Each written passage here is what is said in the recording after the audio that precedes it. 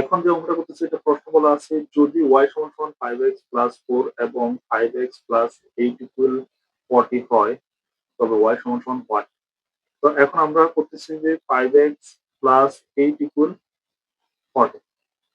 আমরা এখান থেকে x এর মান একটা বের করে নিই। 5x সমান সমান এখানে 40 প্লাস এটা সমান সমান বাম পাশে 8 আছে সমান সমান ডান পাশে আছে মাইনাস হয়ে যাবে।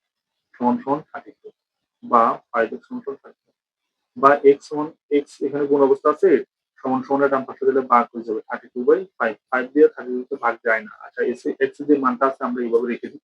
x এর মানটা এখন আমরা y এর এই মানে বসাই দিই। সমীকরণের এই মানে বসাই দিই। x এর মানটা y এর মান বসাই দিলে সমীকরণে আছে y সমান সমান 5x প্লাস 4।